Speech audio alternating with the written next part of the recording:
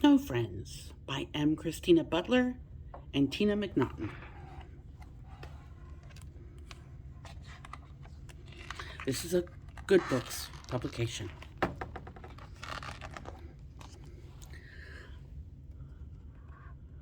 Little Bear woke early from his deep winter sleep.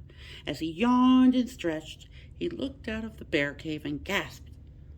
The world was covered with a thick white blanket, sparkling in the sunshine.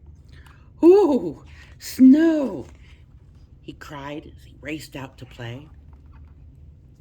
Little Bear went rolling and skidding down the hillside, racing faster and faster. He rushed through the trees, shaking the branches to make the tiny white snowstorms, and he stomped and stamped in the crunchy snow, making trails of footprints that circled and twirled. Little Bear climbed up a hill and gazed out into the whiteness, and the mountains and forests were still and silent, and he looked around for someone to play with, but he couldn't see anyone, anywhere. "Hello," he cried.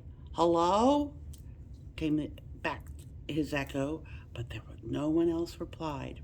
Little Bear was all alone.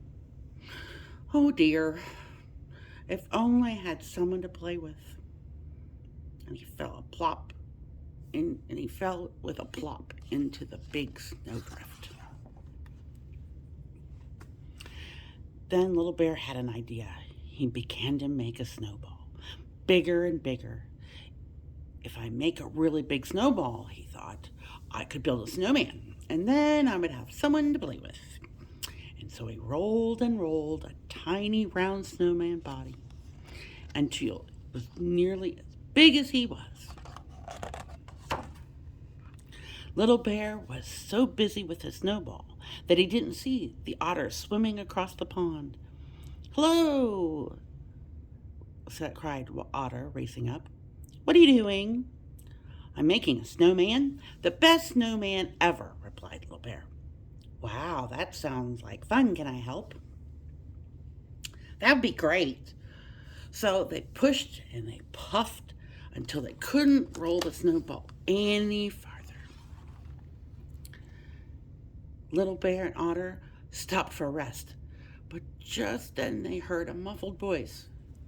"Hey, what's going on up there?" it cried. "Everything's gotten dark." "My snowball's talking," squeaked Little Bear. "No, the noise is underneath." "Quick!" And together they pushed as hard as they could until the big snowball creaked away to one side. A rabbit popped up from his burrow. "Who turned off the light?" he said crossly. "Oh, sorry," said the Little Bear. "We're building the best snowman ever, and it got stuck on top of your burrow," giggled Otter. "Funny snowman," said the rabbit, laughing. "It doesn't have a head." "We haven't made his head yet," said the Little Bear. "You can help if you like." So Rabbit helped to make the snowman's head and gave him a big happy smile. And then Otter went back to the river for some sticks. And Little Bear found a few nuts left in his winter store. And Rabbit picked out a very best carrot from his pantry.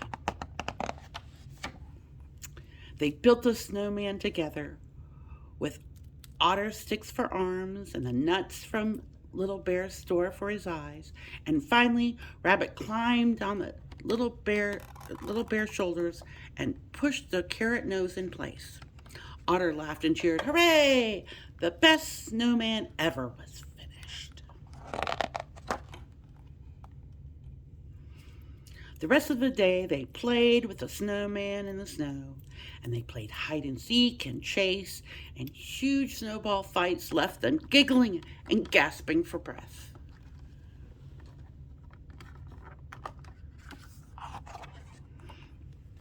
At last, as the sky turned orange and the sun set, the three friends talked about games they would play the next day.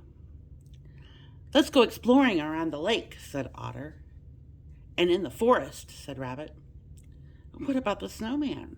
Said Little Bear. We can't leave him here all alone. Let's build him a friend too, then, said Otter. So they rolled and patted and shaped some more until they made a perfect little snowman.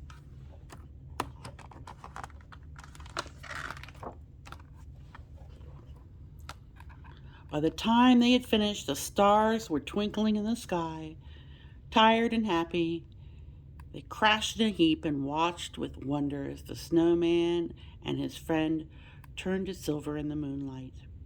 He's the best snowman in the world, whispered Little Bear, and he'll never be lonely now that he has a friend, said Otter. Yes, Rabbit answered, just like us. The end. Snow Friends, M. Christina Butler and Tina Macnaughton, authors. It's a Good Books publication.